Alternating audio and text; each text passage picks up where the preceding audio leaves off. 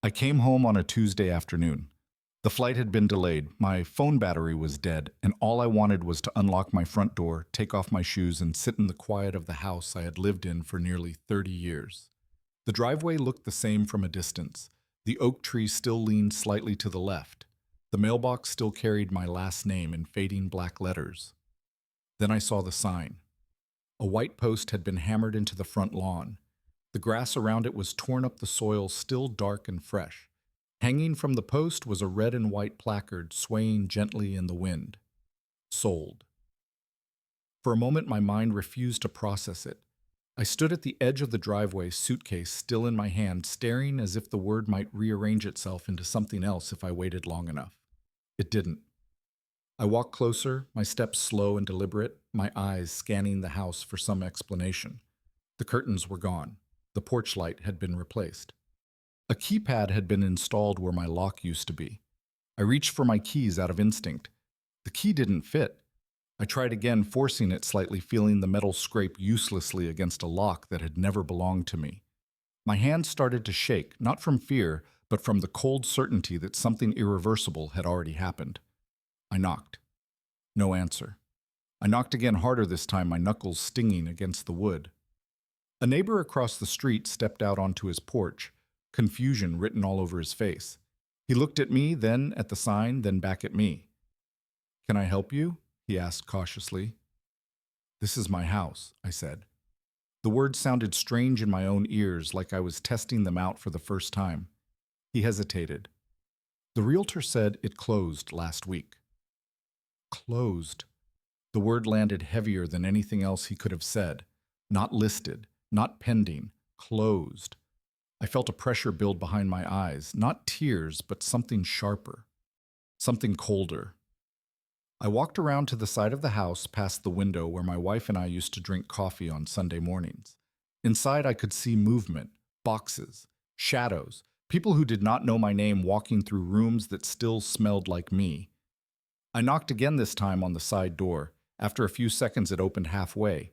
A man stood there, mid-30s, casual clothes, a stranger. He looked at me with mild irritation, as if I were a salesman who had chosen the wrong time to interrupt his day. "Can I help you?" he asked. "I live here," I said. He frowned. "This property was sold. You need to talk to the previous owner." I didn't raise my voice. I didn't argue. I just stood there, suitcase by my side, listening to the sound of my own breathing. "I am the owner," I said. He closed the door. That was the moment something inside me went completely still. I sat on the front steps of the house while I charged my phone using a portable battery from my bag.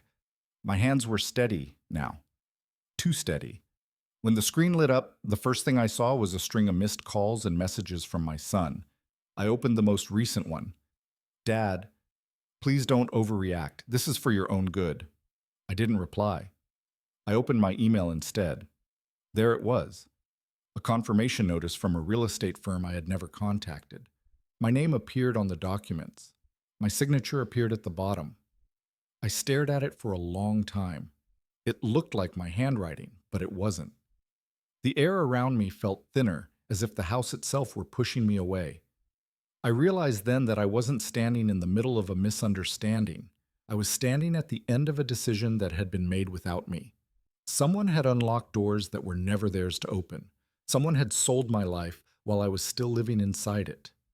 And they hadn't even had the decency to wait until I was gone. I closed my phone and stood up.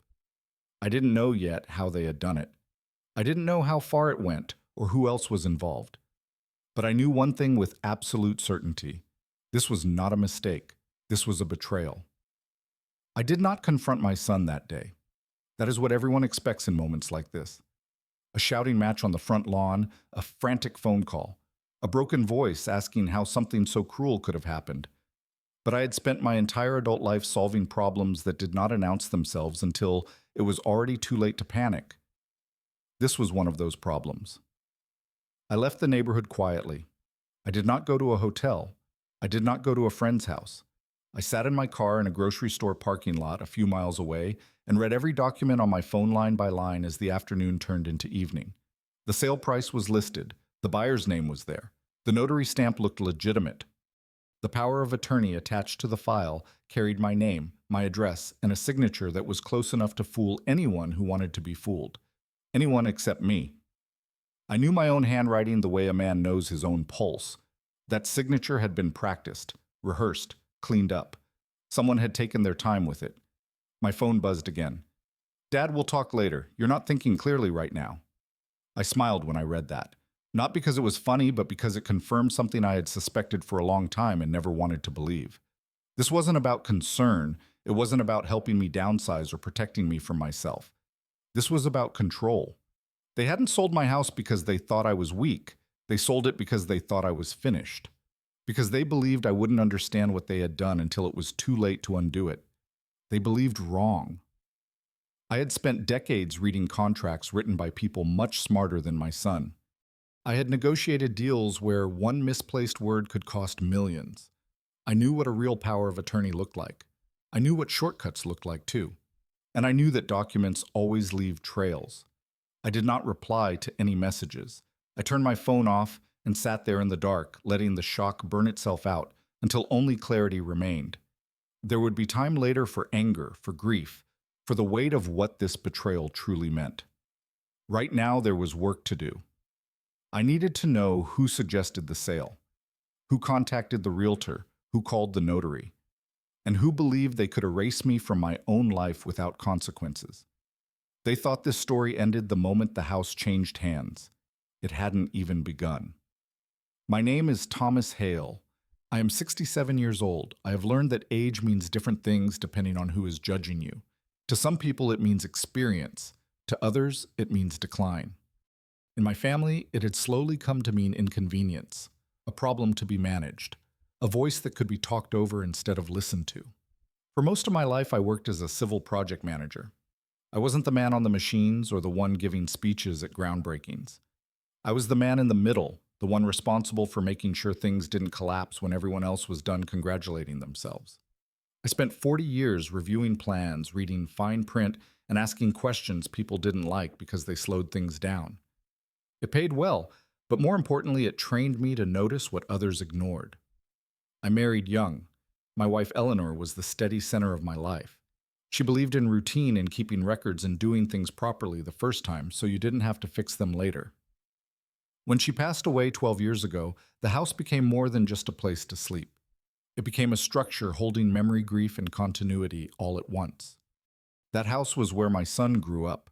I raised him to believe that effort mattered more than shortcuts, that if you wanted something, you earned it.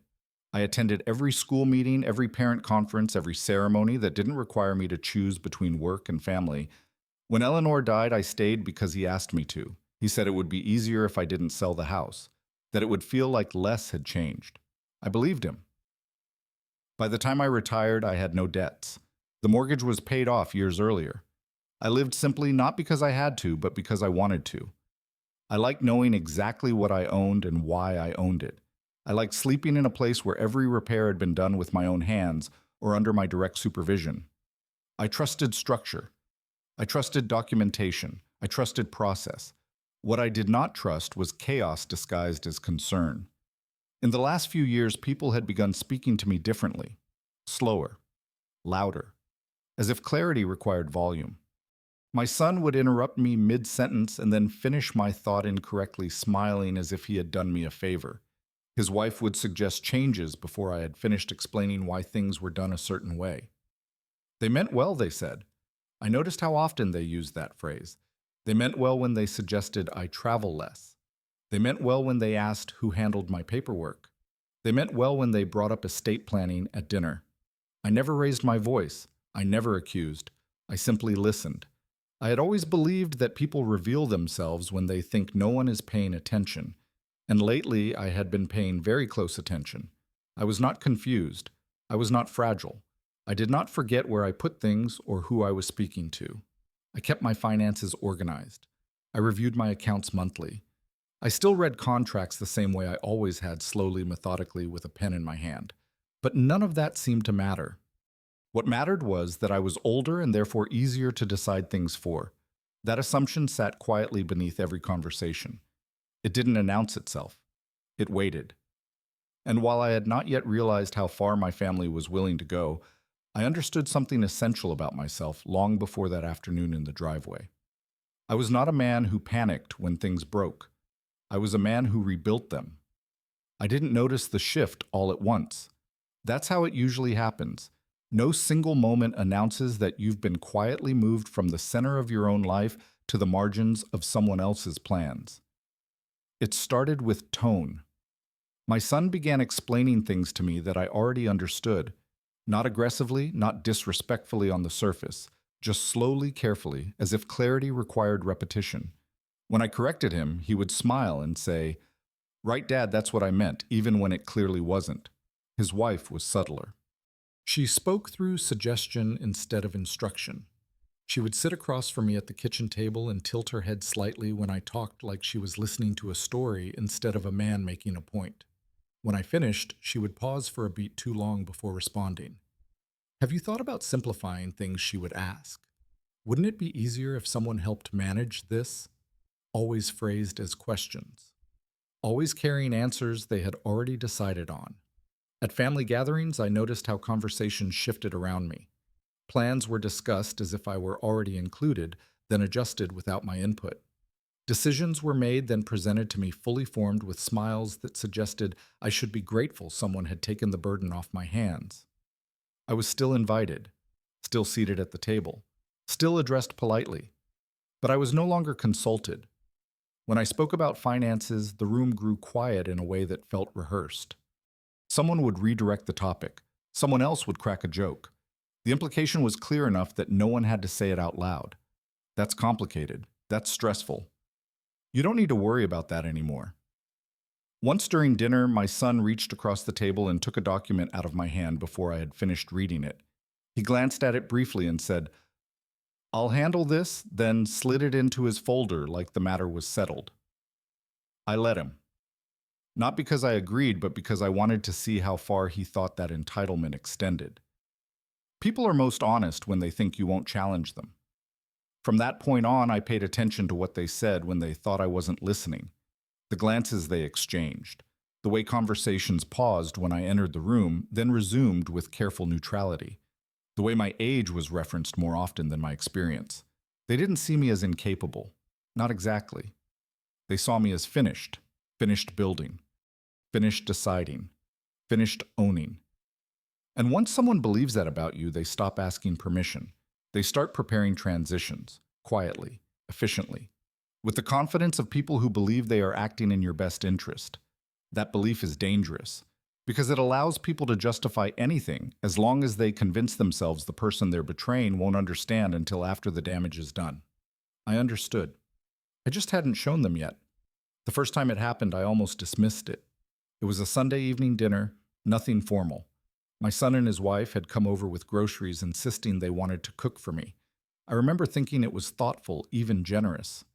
I sat at the kitchen table while they moved around the space-opening drawers, rearranging things slightly, talking as if the house belonged to all of us equally. At one point, my son glanced at the stack of mail I had left near the counter. "Have you been keeping up with all this?" he asked casually. I told him I had. He nodded, but his eyes lingered on the envelopes longer than necessary. While we ate, the conversation drifted toward housing, rising property taxes, maintenance costs, stories about people their age struggling to keep up with homes that were too much for them. The tone was light, almost academic, like they were discussing someone else entirely. Then my daughter-in-law looked at me and said, "Have you ever thought about selling?" The question was framed gently, but it landed heavily. I asked her what she meant. "Well," she said, smiling, "this house is a lot of responsibility, and you're not getting any younger." My son laughed softly as if it were an obvious truth we could all acknowledge without discomfort. I told them I had no intention of selling, that the house suited me just fine, that I enjoyed maintaining it. I expected the conversation to move on after that. It didn't. They exchanged a look, quick but deliberate. My son leaned back in his chair and folded his arms. "We're just thinking ahead," he said. "You know, making sure things don't get complicated later." Complicated for whom, he didn't say. I finished my meal in silence. When I stood up to clear my plate, my daughter-in-law reached out and stopped me. "Sit," she said, still smiling. "We've got this." It wasn't loud, it wasn't aggressive, but it wasn't a suggestion either. I sat. From that moment on, the evening shifted. They spoke more freely as if a boundary had been tested and found weaker than expected. They discussed potential renovations I hadn't approved, storage options I didn't need, ways to simplify the house without asking what I wanted simplified. When they left, my kitchen was clean, but something else felt displaced. Later that night, I walked through the house alone, touching the back of each chair, each doorway grounding myself in the reality of what still belonged to me. I told myself I was reading too much into it, that families overstep sometimes, that concern can come out wrong. But a quiet part of me had already taken note. The dinner wasn't about helping, it was about testing how much resistance there would be. And I had given them an answer they clearly planned to ignore. After that dinner, the conversations didn't stop. They changed shape. What had once been occasional suggestions became regular check-ins. My son started calling more often, always at inconvenient times, always with the same tone of concern that left little room for disagreement. "How are you holding up today? Did you remember to take care of that bill? Have you thought any more about what we talked about?" Each question carried an assumption that I needed monitoring, that my judgment required supervision, that my life was slowly becoming something they would have to manage for me. I answered politely, briefly. I didn't argue because arguments give people the illusion that the issue is still open for debate. I wanted to see how far they would push without resistance. They didn't disappoint. My daughter-in-law began sending me articles, opinion pieces about aging parents who refused help until it was too late. Stories framed as cautionary tales, always ending with some variation of the same message: the responsible thing to do was to let others step in. I stopped opening them after the third one. Then came the practical suggestions. They offered to organize my paperwork, to digitize my files so I wouldn't have to deal with them anymore. My son suggested it would be safer if important documents were kept somewhere centralized in case of emergencies. "I know you're good with this stuff," he said, "but it wouldn't hurt to have a backup." I declined, calmly, repeatedly. That's when the tone shifted again. They began speaking about the house as if it were already temporary, talking about resale value, about market conditions, about how now might be the right time before prices changed. They stopped asking whether I wanted to sell and started discussing when it would make the most sense. At one point, my son mentioned a realtor he knew, just in passing, just as an example.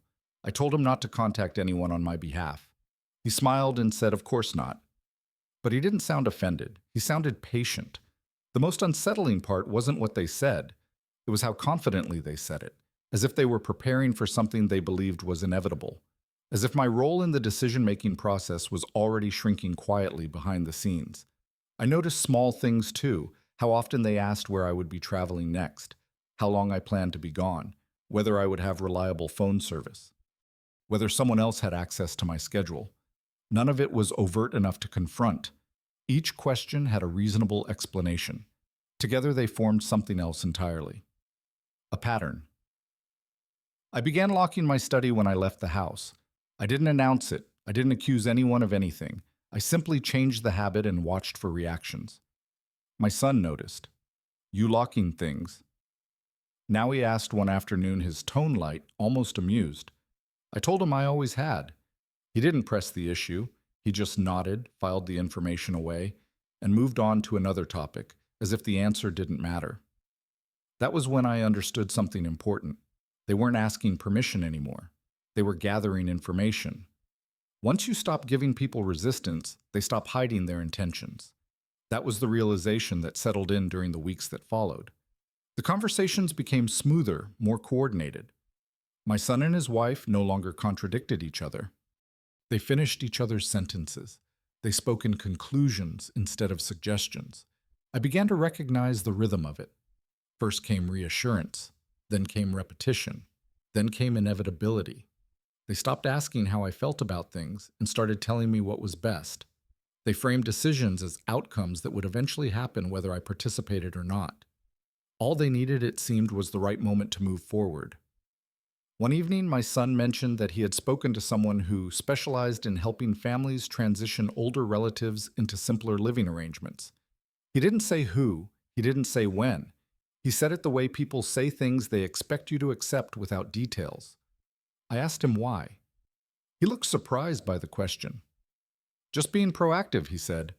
You know how these things go. I did know how these things went. I had seen it in other families, a slow erosion of authority disguised as assistance. A series of small steps that led to one large decision no one could remember agreeing to. What made it more unsettling was how carefully they avoided confrontation.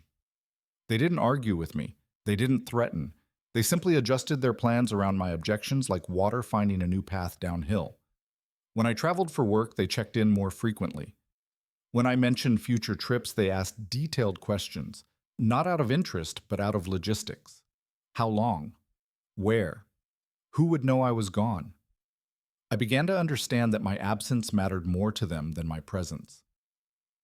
There was a moment, small but revealing, when my daughter-in-law asked whether I still kept all the important papers in that old filing cabinet. She said it casually while clearing dishes as if it were idle curiosity. I told her I had moved things around.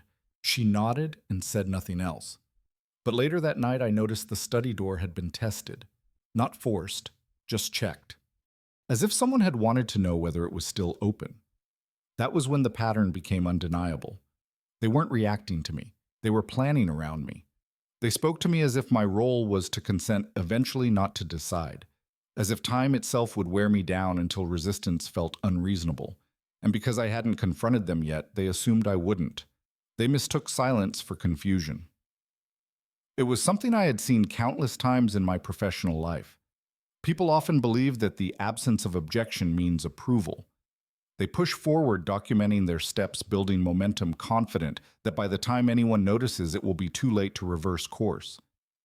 That confidence is dangerous, because it leads people to leave traces.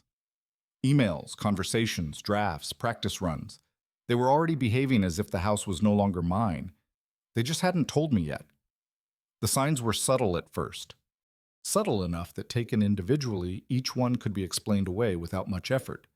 It was only when I began placing them side by side that they started to form something unmistakable. It began with a document I didn't recognize.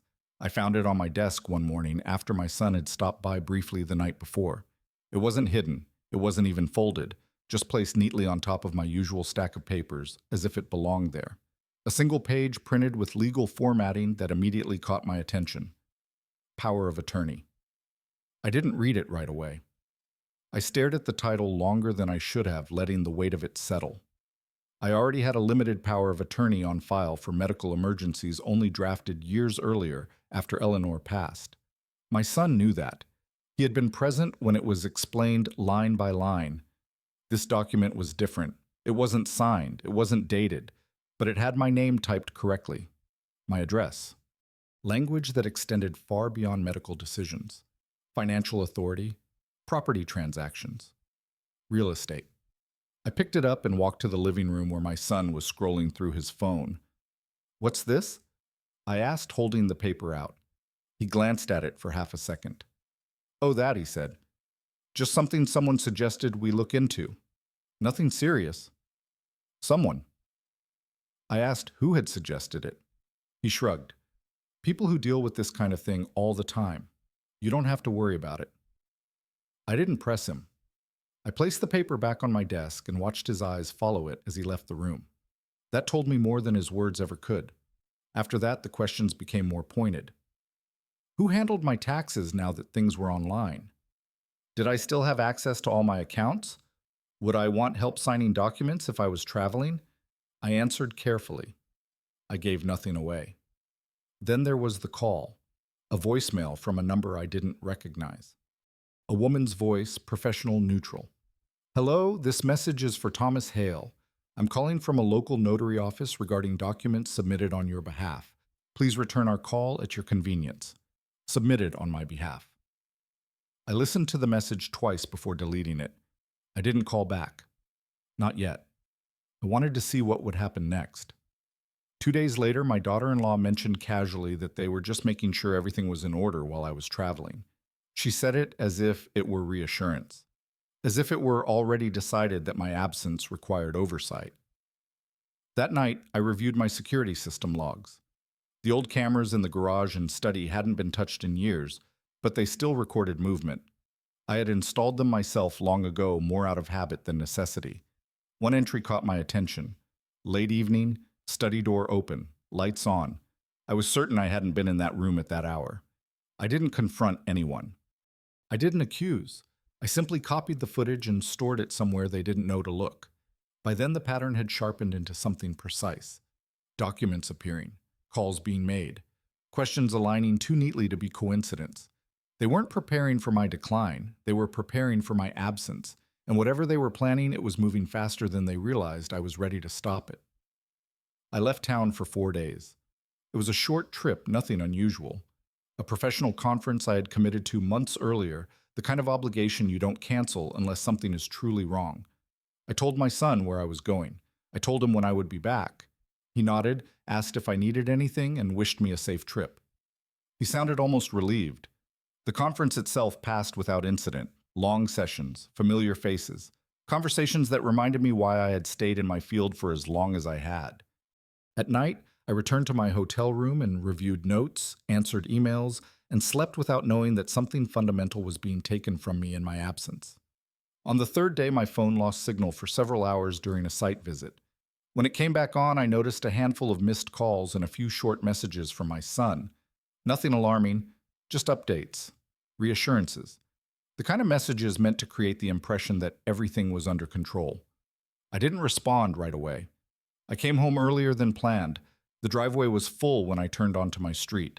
Not with cars I recognized, but with a moving truck parked halfway onto the curb. 2 men were carrying boxes out of my house. My house. They moved efficiently without hesitation, as if they had done this many times before. I pulled over and stepped out of the car. That was when I saw the sign, sold. I stood there long enough for one of the movers to notice me. He asked if I was looking for the new owners. I didn't answer. I walked past him, past the truck, and up to the front door. The lock was different. I tried my key anyway. It didn't turn. I knocked, harder than I had earlier that week when disbelief had still dulled my instincts. This time the door opened. My son stood there. For a fraction of a second, something crossed his face. Surprise. Calculation. Then it was gone, replaced by calm. "You're back early," he said. I looked past him. My furniture was stacked in the living room. Boxes labeled with my name sat open, their contents already sorted. The house smelled unfamiliar, like cleaning products I didn't use. "What is this?" I asked. He stepped aside, gesturing for me to come in. "Dad, relax," he said. "This is for your own good." Those words again. He explained it quickly, efficiently, like someone reciting a process they had rehearsed. The house had been sold. The paperwork was finalized. Everything was legal. Temporary arrangements had been made for my belongings. I wouldn't have to worry about maintenance anymore. I should be grateful, he said. This was a burden lifted. I asked him how he had done it. He told me he had authority, that I had signed for it, that he had only acted when it became clear I wasn't capable of making the decision myself. That was when I understood just how far he had gone. I asked to see the documents. He hesitated. Just long enough. When he finally handed them to me, I recognized the structure immediately, a power of attorney bearing my name, my address, my signature at the bottom. But the handwriting was wrong. Not obviously wrong, not sloppy. It was close enough to pass a casual glance, close enough to pass a notary who didn't want to look too closely. But I knew better. I had never given him that authority. He had taken it. And he had used it to sell my house while I was still alive, still present, still fully capable of standing in front of him and seeing the truth settle behind his eyes. This wasn't concern. This wasn't help. This was theft dressed up as responsibility. And in that moment, standing in a house that no longer belonged to me on paper, I realized the line had already been crossed. There was no misunderstanding left to resolve. Only consequences. I didn't argue with him. That seemed to surprise my son more than anything else. He was prepared for anger, for shouting for denial. He had practiced the explanations, the reassurances, the phrases meant to calm someone he had already decided was unstable. What he wasn't prepared for was my silence. I handed the documents back to him without comment. I looked around the room one last time, noting how efficiently my life had been boxed and labeled by people who claimed they were helping me. Then I picked up my suitcase and walked back outside. He followed me to the door. "Dad," he said, lowering his voice. "Let's talk about this later. You're emotional right now." I nodded. That seemed to satisfy him. I didn't go far. I drove to a small motel on the edge of town, the kind of place you don't notice until you need somewhere to disappear for a night. I paid in cash. I didn't give an address. I turned my phone off and sat on the edge of the bed, letting the weight of what had happened settle without interruption. Anger came first, sharp and immediate, then disbelief. Then something quieter and far more useful. Clarity. If I confronted him now, he would dig in. If I called the police immediately, he would claim confusion, misunderstanding, concern. He had already laid the groundwork, the forged power of attorney, the rehearsed language, the narrative of my decline. He had moved quickly because he believed I would react slowly. That was his mistake.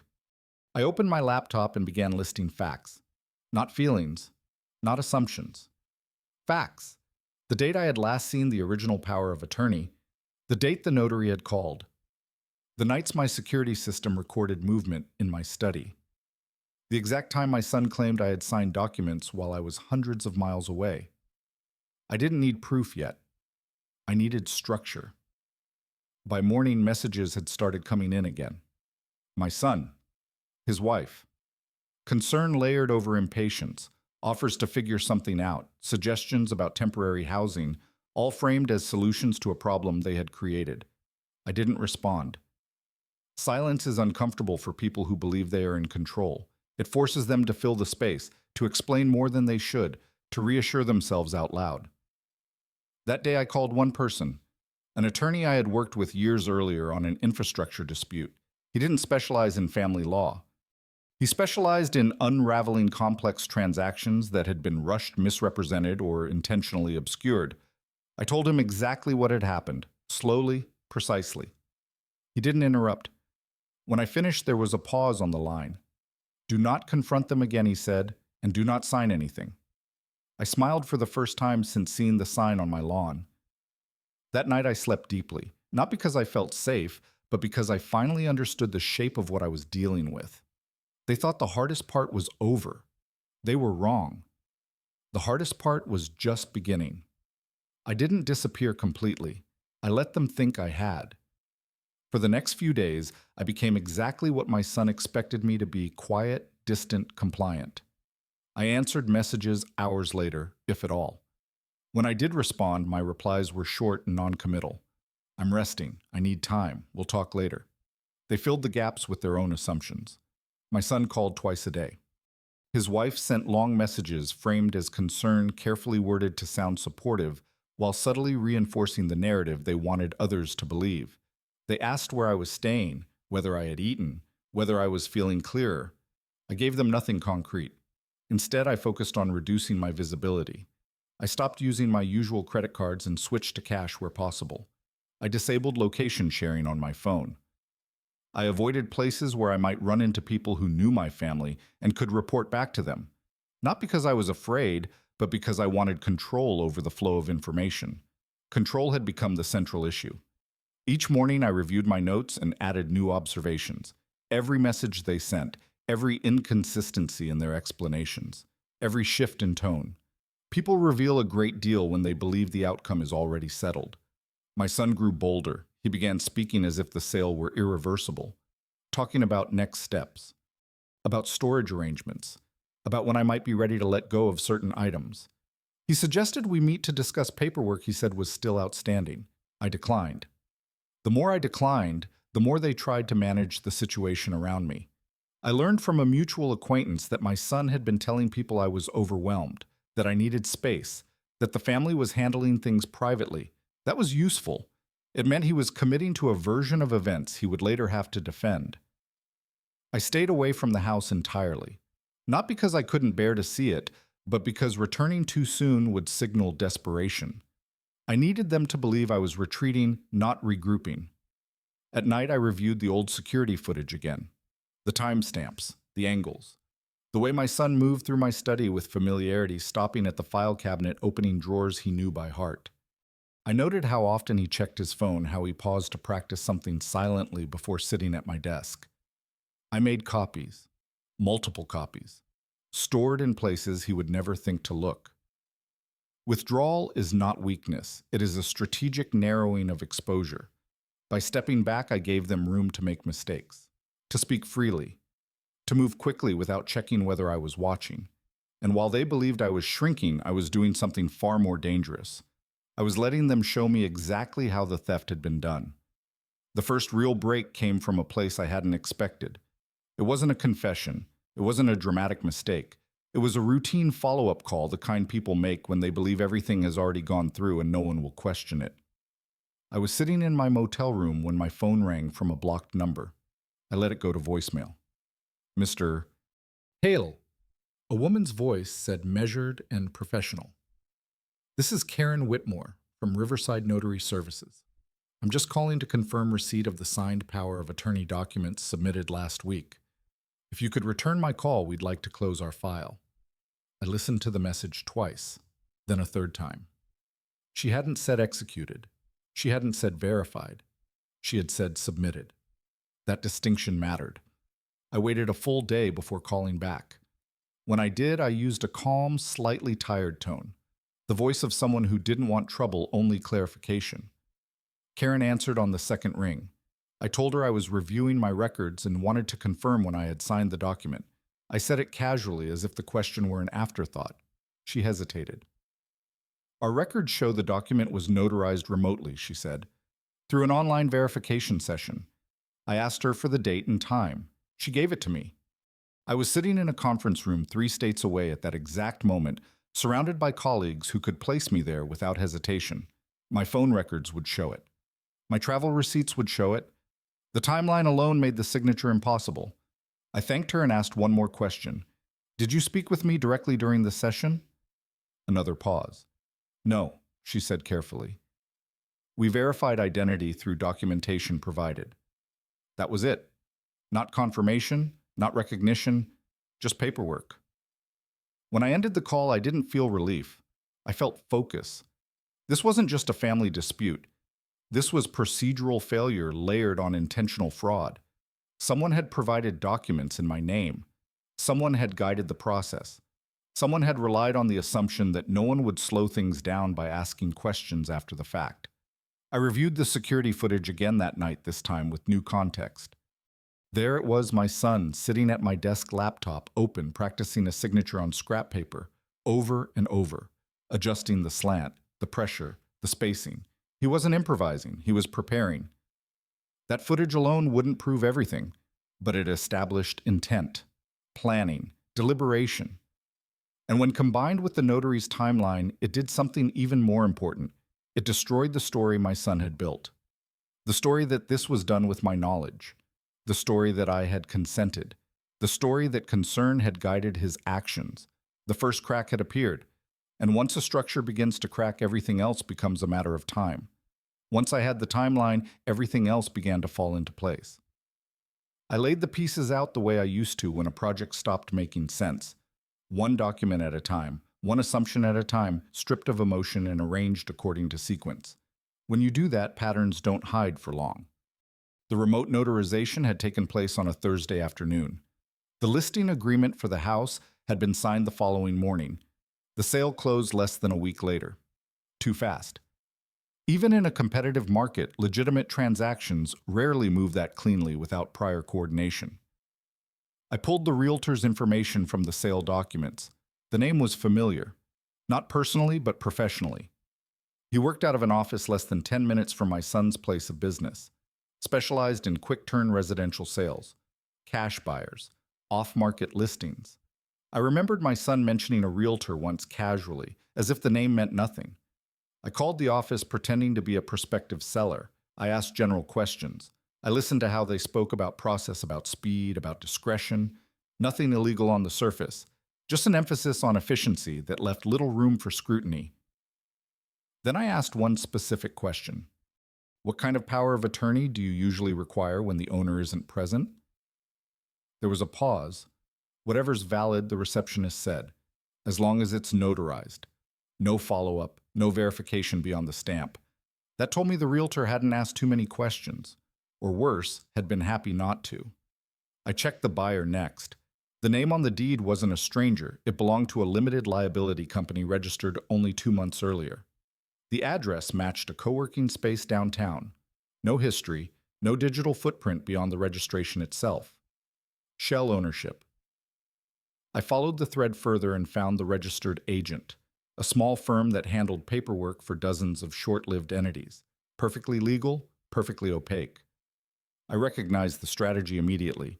Create distance, move fast, assume no one will challenge it. That assumption depended on one thing: silence. The more I connected the dots, the clearer it became that this wasn't a moment of desperation. It was a coordinated effort. The forged power of attorney wasn't the beginning of the plan. It was the key that unlocked everything else. Without it, the sale couldn't happen. With it, no one involved had to look me in the eye. I reviewed my son's recent behavior with this new lens. The questions about my travel schedule, the sudden interest in my documents, the timing of the notary's call. Every step had been rehearsed. Even the way he spoke to me afterward made sense now. Calm, certain, confident that I wouldn't understand the system well enough to fight it. He had underestimated one thing. I didn't need to prove everything yet. I just needed to prove enough to keep the sale from standing. And I already had more than he realized. By the time I closed my laptop, the story had changed completely. This was no longer about reclaiming my house. It was about exposing a chain of decisions that only made sense if someone believed I would never trace them back. They had connected the wrong dots. Now, so had I. Confirmation doesn't arrive all at once. It comes quietly in moments that leave no room for alternative explanations. Moments where coincidence becomes impossible and denial loses its usefulness. Mine came 2 days later. I was reviewing the old security footage again, this time without rushing. I slowed it down, watched body language instead of actions. People reveal intent long before they reveal outcomes. There was a clip I had overlooked before, late evening. The study lights were on. My son sat at my desk, his laptop open, papers spread out in front of him. At first it looked no different from the other recordings. Then I noticed what he was saying. The cameras didn't record sound, but his mouth moved in repetition. He wasn't talking to anyone. He was practicing. I zoomed in. He was writing my name, over and over again, comparing signatures, adjusting the curve of the T, pausing, shaking his hand out, then starting again. At one point, he held the page up next to an older document pulled from my file cabinet. He wasn't guessing. He was copying. I cross-referenced the timestamp with the notary's record. Same night, same hour. The preparation had happened immediately before the remote notarization session. That alone was enough to establish intent. But it didn't end there. Later that evening, I received an email forwarded accidentally to the wrong address. It was from the realtor's office confirming closing logistics with the buyer's representative. Attached was a scanned copy of the power of attorney. I studied it carefully. The formatting was clean, the language precise, but there were inconsistencies only someone familiar with my documents would notice. A middle initial I never used. A return address formatted the way my son preferred, not me. And the signature, while close, carried a pressure pattern that wasn't mine. I forwarded the email to my attorney. He didn't respond immediately. When he did, it was with a single sentence. This document will not survive scrutiny. That was the confirmation I needed. Not emotional validation, not outrage. Legal certainty. The narrative my son had constructed depended on one fragile assumption that no one would look closely. That speed would replace verification. That authority could be borrowed long enough to make the outcome permanent. But authority leaves fingerprints. So does overconfidence. By the end of that day, I had 3 independent points of failure, in his plan an impossible timeline, recorded evidence of forgery preparation, and a notarization process that cut corners it wasn't allowed to cut. Together they formed something undeniable. This wasn't a misunderstanding. It wasn't poor judgment. It wasn't concern taken too far. It was fraud. And fraud, once confirmed, doesn't require permission to be undone. Once confirmation settles and hesitation becomes pointless. I didn't feel satisfaction when the truth became undeniable. I felt responsibility. Responsibility to act correctly, not quickly, to choose a path that couldn't be twisted into something else later. My son had relied on urgency. I would rely on precision. That night, I met my attorney in person. We didn't speak about emotions. We didn't discuss family dynamics or betrayal. He asked for facts, and I gave them to him in chronological order: dates, times, documents, footage, phone records. He listened without interruption, occasionally making a note, occasionally asking me to clarify something that mattered legally, not personally. When I finished, he leaned back and folded his hands. "You have two options," he said. "You can confront them now and try to reclaim the property quietly. Or you can let the process continue just long enough to expose everyone involved." I didn't answer right away. Quiet resolution would get me my house back faster. It would spare my son public consequences. It would allow him to retreat behind excuses and claim a misunderstanding. He would lose the property, but not the lesson. The second option would take longer. It would be messier. It would require patience and restraint. But it would establish something far more important than ownership. It would establish accountability. I asked him what the risks were. "They'll keep talking," he said. "They'll keep making decisions. And the more they do that, the stronger your case becomes." That decided it. I wasn't interested in winning quickly.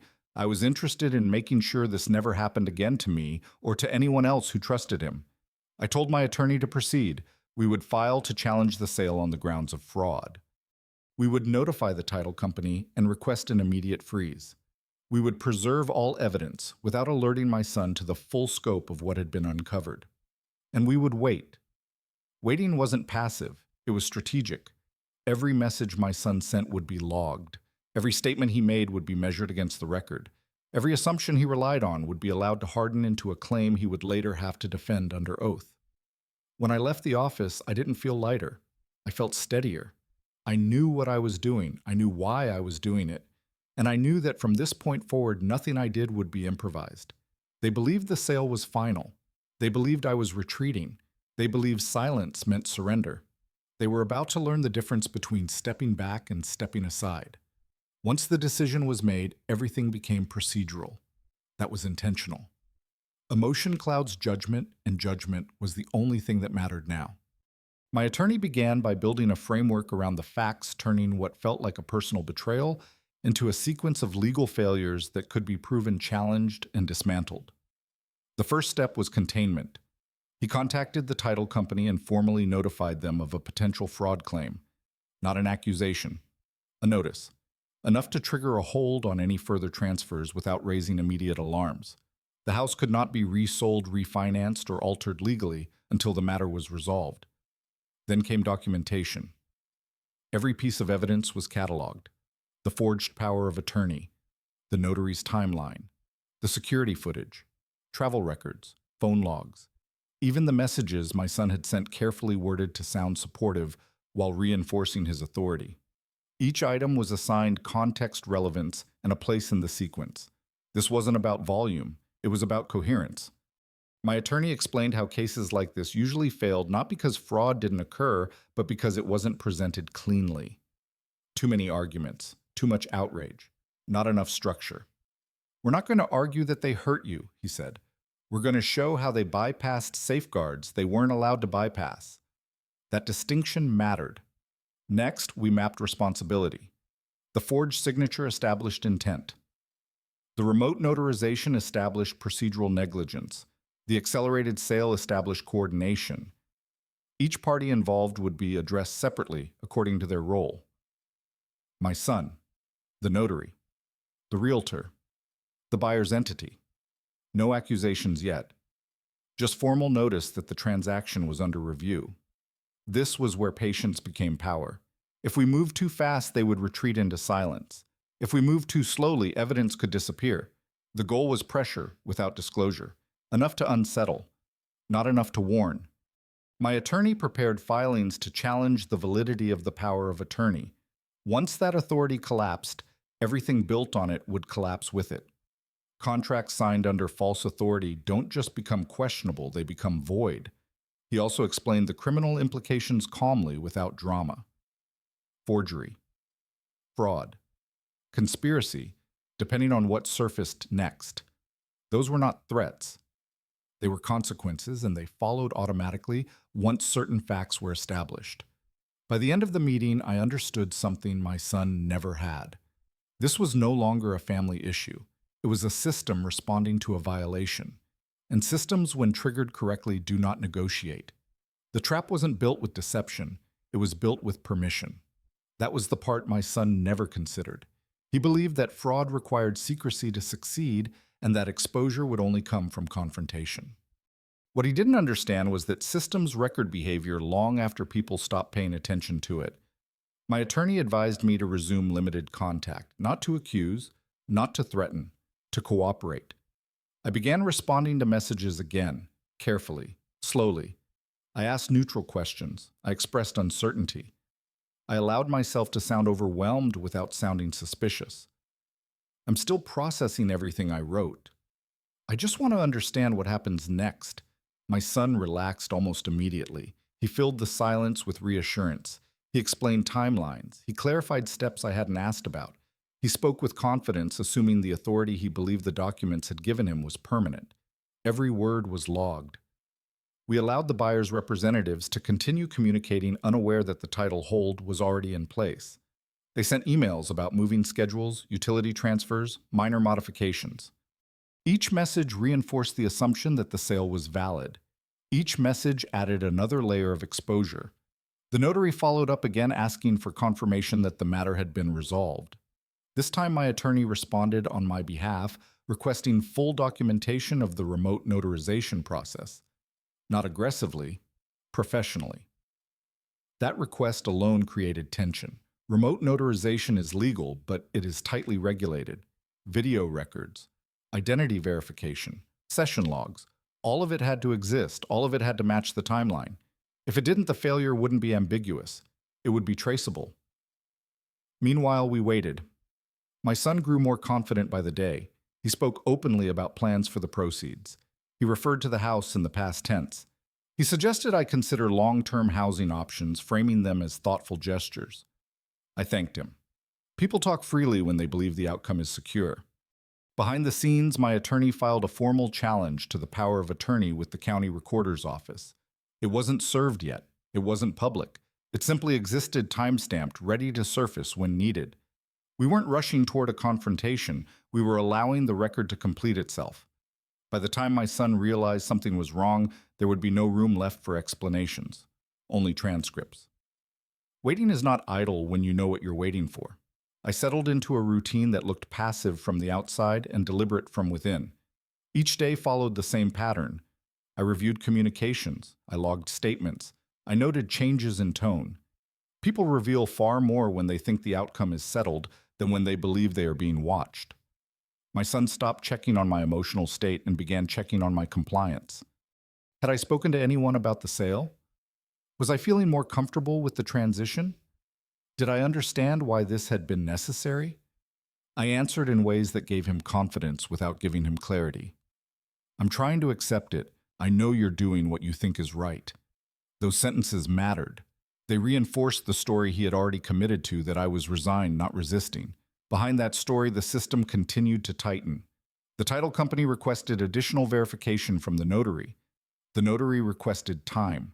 The realtor followed up more frequently, suddenly cautious, suddenly precise in language. That shift alone told me the quiet pressure was being felt. Still, nothing was said out loud. That was important. Once accusations surface, behavior changes. Silence keeps people consistent. Consistency creates records. Records create consequences. One afternoon, my son called unexpectedly. His voice was calm, but there was an edge beneath it. "Just checking in," he said. "Everything okay on your end?" I told him yes. There was a pause, a fraction too long. "You're not talking to anyone about this, right?" he asked. I smiled to myself before answering. I wouldn't know who to talk to. That seemed to satisfy him. Later that night, I received an email forwarded again by mistake. This one from the buyer's representative asking whether the funds could be released sooner than scheduled. The language was polite, but the urgency was new. Pressure was moving in both directions now. My attorney advised patience. We were close. The moment we were waiting for wasn't dramatic. It wouldn't arrive with shouting or sirens. It would arrive quietly in the form of a notice that couldn't be ignored. When it did, the illusion of control my son had built would collapse all at once. And the longer we waited, the more complete that collapse would be. Victory changes people. Not real victory, the kind earned slowly with effort and risk, but the kind that comes from believing the outcome is locked and no one is left to challenge it. That kind of victory makes people careless, honest in ways they don't intend to be. My son stopped pretending. He spoke openly now, no longer wrapping his words in concern. He talked about the house as a completed chapter, something already behind us. When he mentioned it, it was with the casual tone of someone discussing a past inconvenience, not an ongoing dispute. The market timing worked out, he said during one call. We got lucky. Lucky. He told me the buyer planned to renovate quickly, that the neighborhood would improve as a result. He suggested I should take comfort in knowing the house would be put to better use. I let him talk. His wife joined the conversation more often. She spoke about finances with an ease she hadn't shown before, referencing numbers she assumed I no longer tracked. She talked about planning vacations, about investments they were considering, about how much simpler things would be now that the big decisions were out of the way. They had already spent the money in their minds. One evening, my son invited me to dinner, not at the house, somewhere neutral. He said it would be good for all of us to reconnect to put the tension behind us. I agreed. At the restaurant, he ordered confidently without asking what I wanted. He spoke about future arrangements as if they had already been settled. He told me where I would likely live next, what kind of place would suit my needs. I listened. I nodded. At one point, he leaned forward and lowered his voice. You know, he said, if you'd fought this, it would have been ugly. Lawyers stress people questioning your judgment. This way was better. There it was, the justification. He believed the absence of resistance meant absolution, that my silence had erased the manner in which the decision was made, that outcomes mattered more than process. That belief was the final piece of the record. By the time dinner ended, my son was relaxed. He spoke freely. He had crossed the threshold from caution into confidence. He believed the matter was finished. So did everyone else involved. They didn't know that the title hold was already in place. They didn't know the notarization records had been requested. They didn't know the power of attorney was about to be challenged formally. They believed they had won because nothing had happened yet. They didn't understand that nothing happening was exactly what had to happen first. The calm before everything breaks is always deceptive. On the surface, nothing changed. Messages slowed, conversations softened. My son no longer checked in out of concern or impatience, but out of habit. The urgency was gone. In its place was comfort, the kind that settles in when people believe risk has passed. That comfort was useful. I noticed it in the way he spoke to me. Less careful, less guarded. He corrected himself less often. When he mentioned the house, he did so casually without watching my reaction. He assumed my acceptance was permanent. He assumed wrong. Behind that calm, the system had begun to move. The title company completed its internal review and flagged the transaction for irregularities. The notary's office produced partial records that raised more questions than they answered. The remote session logs did not align with the identity verification documents submitted. The video record was incomplete. Incomplete records don't prove fraud by themselves. They invite scrutiny. My attorney notified the county recorder's office that the power of attorney used in the sale was being formally contested. The notice was time-stamped, quiet, procedural. Once filed, it triggered mandatory review protocols that no amount of confidence could override. None of this was visible yet. That was the point. My son continued making plans. He forwarded me information about long-term housing options, assuming the conversation was now theoretical rather than contested. He spoke about next phases and closure, unaware that the very documents he relied on were being dismantled piece by piece. I didn't interrupt him. Calm creates the illusion of stability. People stop checking foundations when nothing shakes. They stop verifying assumptions when silence reassures them. That silence was intentional. I wanted every statement he made during this period preserved in contrast to what was coming next. I wanted his confidence documented, his certainty recorded.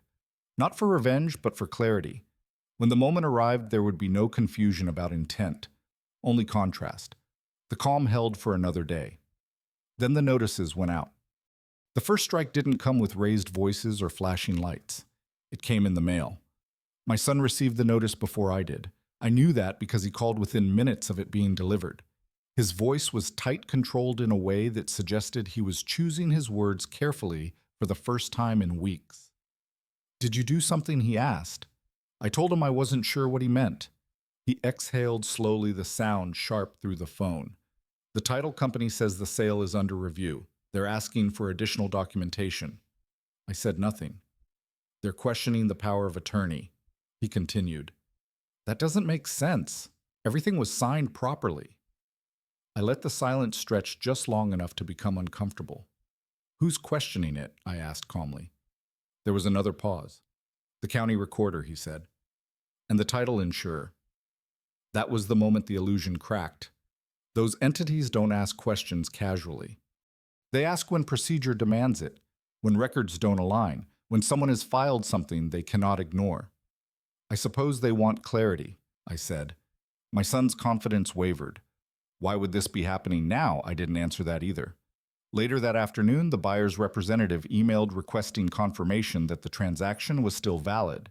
The tone was no longer relaxed. Words like concern and unexpected delay appeared where certainty had been before. The realtor followed with a voicemail, short, professional, carefully neutral. He asked for a return call at my earliest convenience. The first strike had landed exactly where it was meant to. No accusations had been made. No confrontation staged. Just a procedural interruption that froze momentum and forced everyone involved to stop and look at what they had assumed would never be examined. By the end of the day, my son called again. This time his voice was defensive. "Dad? If you've talked to a lawyer, you should have told me," he said. "This didn't have to get complicated," I corrected him gently. "This was already complicated," I said. "You just didn't think it would be questioned." He didn't respond. The strike wasn't meant to end things. It was meant to destabilize, to force explanations, to turn confidence into concern. And it worked. Because once a transaction is paused, people start asking why. And once they start asking why, answers matter. Panic doesn't announce itself loudly at first. It seeps into conversations. It tightens language. It turns confidence into urgency and turns certainty into defensiveness. I heard it in my son's voice before I saw it anywhere else. He called again that night. This time he didn't ask questions. He made statements. "They're overreacting," he said. "This happens all the time. It'll be cleared up." I let him keep talking. "The notary probably messed something up," he added quickly. "You know how these remote sessions are. It's just a technical thing." The shift was subtle, but important. Before everything had been valid. Now it was someone else's fault. The next morning, my phone filled with messages. The realtor. The buyer's representative. Even the notary's office reached out again this time, asking for documentation they should have already had on file. The tone across all of it had changed. There was no more ease. No more assumption that the process would resolve itself quietly. Everyone wanted reassurance, and no one wanted to be responsible. My son came by unannounced. I could see it in his posture the moment he stepped inside the motel room. The way he stood instead of sitting. The way his hands kept moving, opening and closing as if he were trying to hold on to something that was slipping. "They're talking about fraud," he said. "That's extreme, is it?" I asked. He avoided my eyes. "This is getting blown out of proportion." I asked him to explain the timeline again. Slowly. Carefully. He tried. He stumbled over dates he had once recited with confidence. He contradicted himself without realizing it. He corrected details that didn't need correcting. People panic when they realize their story has holes. By that afternoon, the buyer threatened to withdraw unless the issue was resolved immediately. The title company refused to release funds. The notary's insurer requested a full report of the remote verification process. Systems don't panic. People do. My son stopped calling that evening. Instead, his wife sent a long message filled with reassurance and appeals to reason. She framed everything as a misunderstanding, a technical error, a situation that could still be smoothed over if everyone stayed calm. I didn't respond. Panic accelerates behavior. It pushes people to say more than they should, to make calls they wouldn't make if they believed time was on their side. That night, my attorney forwarded me a transcript request. The remote notarization session logs had been partially recovered, enough to show discrepancies, enough to show that the identity verification had not been conducted properly, enough to turn concern into investigation. By morning, panic had become something else entirely. Fear. The kill shot is never loud. It doesn't need to be. By the time it arrives, the outcome has already been decided. All that's left is for the truth to be placed where it can no longer be ignored. The formal notice arrived on a Friday morning. The county recorder invalidated the power of attorney. The wording was precise, unemotional, and devastating in its simplicity. The document used to authorize the sale of my house was declared void due to material misrepresentation and improper execution. Without that authority, every action taken under it collapsed instantly.